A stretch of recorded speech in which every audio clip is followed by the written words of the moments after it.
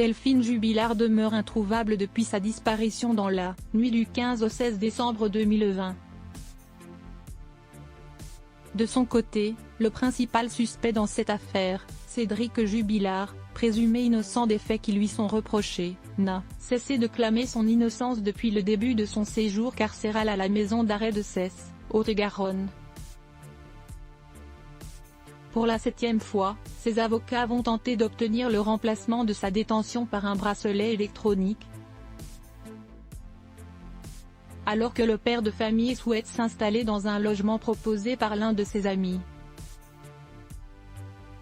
Si un premier rapport du SPIP, service pénitentiaire d'insertion, datant d'août dernier avait jugé le lieu inadapté pour Cédric Jubilard, un nouveau document pourrait bien changer la donne, comme l'a rapporté la Dépêche lundi 13 février. En effet, selon de nouvelles constatations effectuées par le SPIP à la mi-janvier, ce studio de 25 mètres carrés basé en Ariège, bien que vétuste, en manque d'équipements ménagers et d'où se dégage une odeur d'humidité, a quelques points positifs.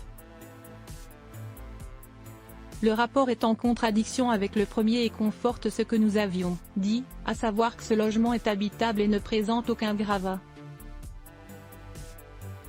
On ne peut que s'étonner que le SPIP s'inquiète du confort matériel de Cédric Jubilard quand dans le même temps il s'émeut bien peu des conditions de son incarcération à l'isolement, ont commenté les avocats de Cédric Jubilard, comme l'ont rapporté nos confrères.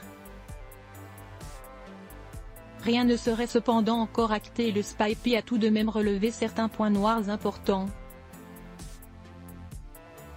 Comme la localisation du logement qui pourrait exposer le détenu à un risque d'isolement géographique et social. En septembre dernier, le Parisien était allé à la rencontre de cet homme qui a proposé un logement à Cédric Jubilard, convaincu de l'innocence de l'artisan peintre plaquiste. Je leur ai demandé, NDLR, aux avocats, pourquoi Cédric n'était pas libéré sous contrôle judiciaire. Ils m'ont répondu qu'il ne disposait alors d'aucune possibilité d'hébergement, en dehors du Tarn, avait-il indiqué à nos confrères. Et de poursuivre, or, il se trouve que je suis propriétaire d'un petit immeuble qui comporte un studio dont les locataires venaient de prendre congé.